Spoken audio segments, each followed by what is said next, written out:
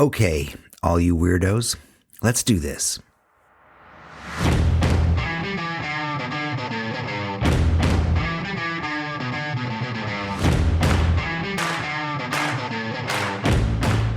In my fantastic book, Feck Perfection, I alluded to the idea of being weird.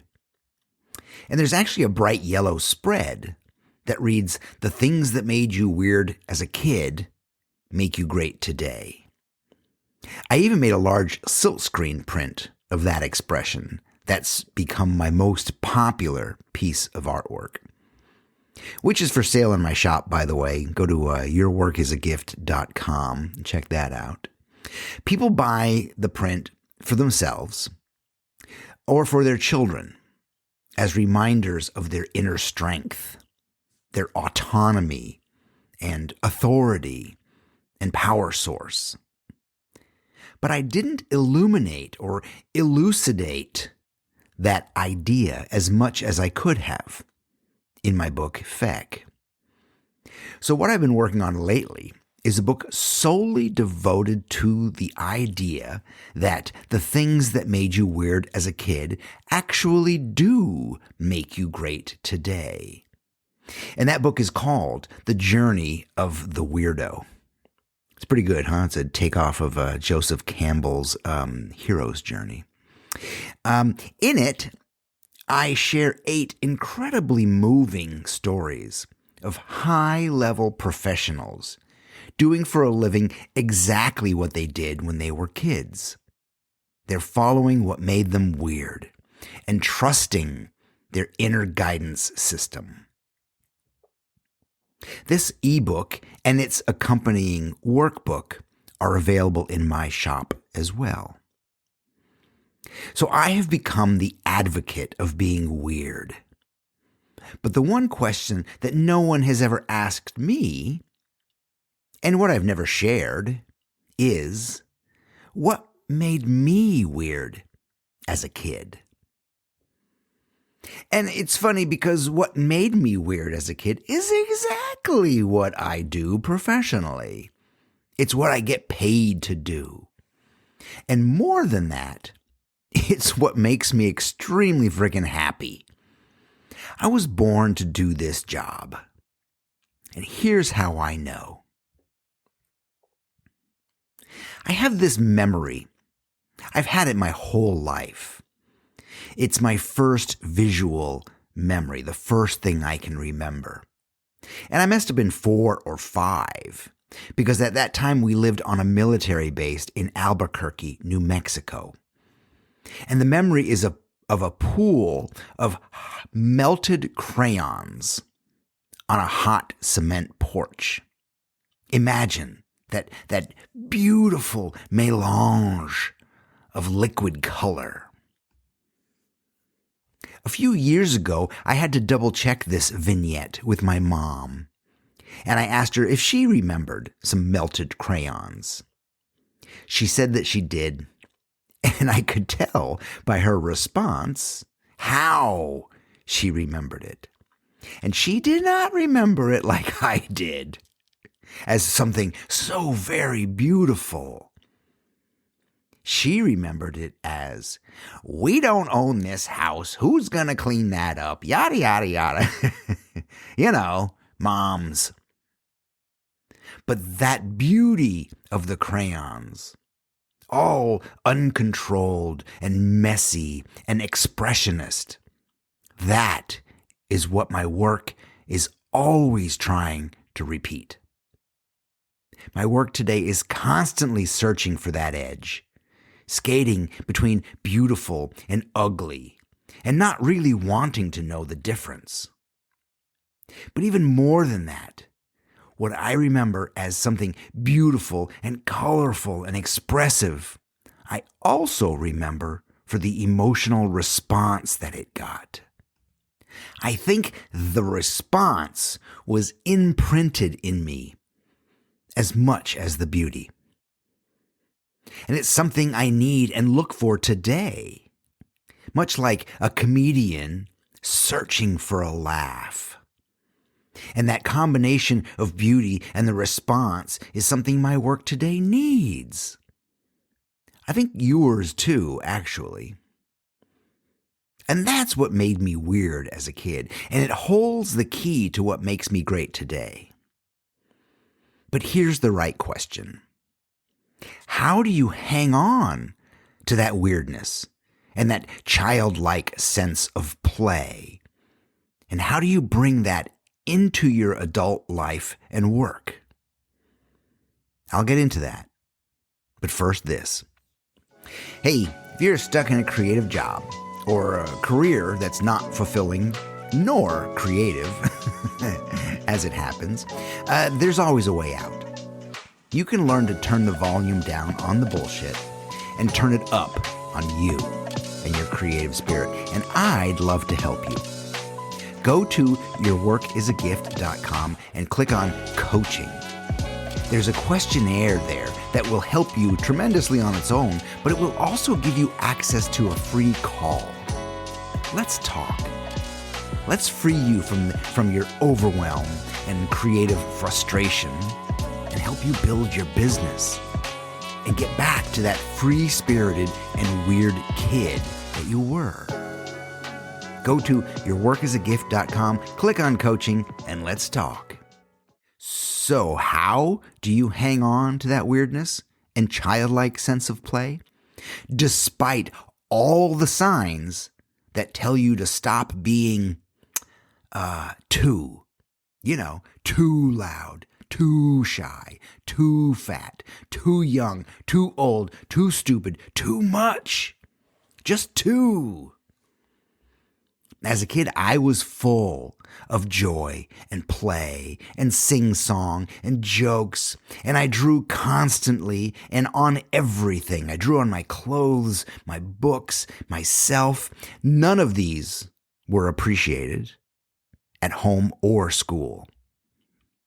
I can easily look back and see all the times when my creativity was rejected, when my weird was not accepted, and when I was shut down.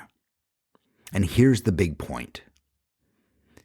I can look back and see all the times when I was not allowed to be me. Let me repeat that. I was not some feral child found in the woods who screams at dinner guests. I was a kid, being a kid, just trying to find where the boundaries were. I was trying to be myself, and I was not allowed that. I was not allowed to be me. Does that sound familiar to you? Oh, and by the way, if you're an uptight parent in fear of your child making a mess or embarrassing you, show your kids the boundaries. Teach them. Teach them what's appropriate. Make room for their creativity. But just don't shut them down, for crying out loud. Okay? We're all born wildly creative. But now, as adults, not all of us can allow ourselves to go to those places or allow ourselves to be that person we wanted to be, that person we were trying to find out where they were as a kid, the person we wanted to grow up to be.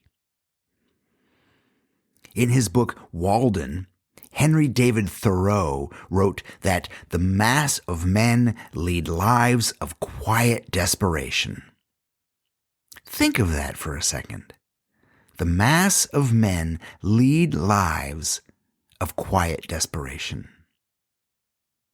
He followed with the line that reads, "What is called resignation is confirmed desperation." It means we're resigned to our desperation. That's why we'll moan, "Oh, well, that's life." Or, "Hey, how's work?" It's work." We're waving our white flags out of desperation. We're resigned to that. We gave up. And the reason we live in quiet desperation is because we know what we're capable of, and we're not doing it. We know that we quit the band because we had kids, or that we put our painting or poetry aside just to get a crappy job, just to pay rent or a fucking mortgage. We know that we're trapped in our ego, trapped inside these now stiffened bodies, inside these false lives. As David Byrne sings in the song Once in a Lifetime, he sings, "And you may say to yourself, my God, what have I done?"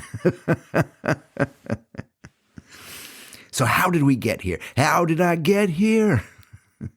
The answer is generally because of other people. It's because of other people and their fears, not yours. We were simply listening to voices that were not our own, and we still do that. Maybe we had parents that wanted a neat and quiet household. People who were doing the best they could and treading water and stressed out by life and not interested or didn't have the time for your messes or your fooling around or your goofiness. Or maybe teachers not interested in seeing you. I mean really seeing you.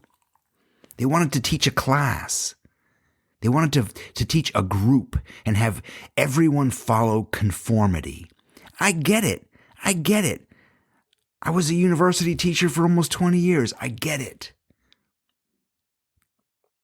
Or maybe you had a slew of shitty bosses who had no people skills and were just too busy protecting and holding up their own egos to worry about yours.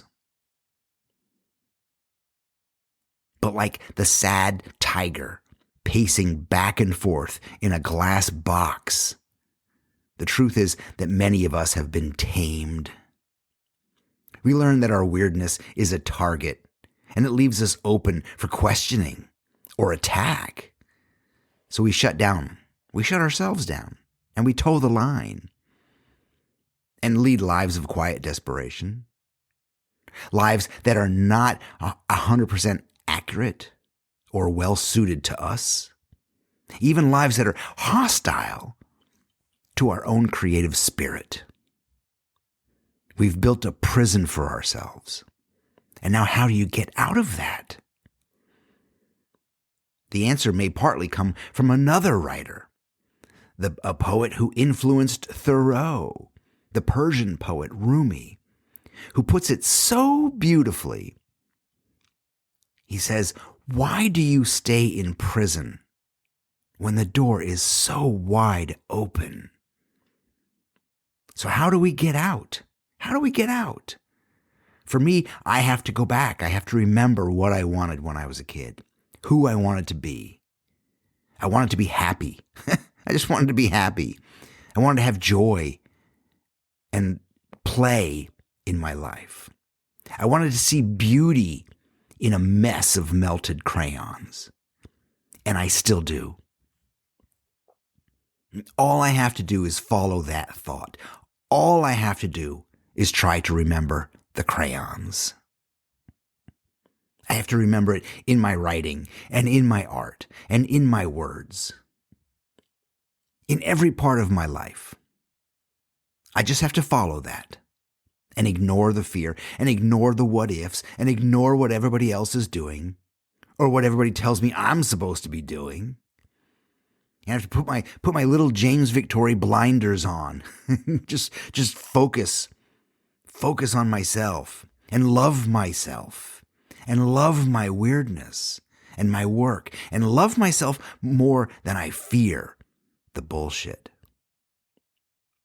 And if I can do that, and then I'll have a shot. Then I'll have a shot at greatness. So who would you be if the only opinion in the world that mattered was yours? Can you search inside of yourself and find that person that you wanted to be? That weirdo. Be that person. Can you believe in yourself or love yourself enough to do that. And if you can do that and allow that weirdness to come out in you and in your work, and ignore the fear, and then you will be on your own journey of the weirdo. I'm James Victori, and I believe in you even when you don't.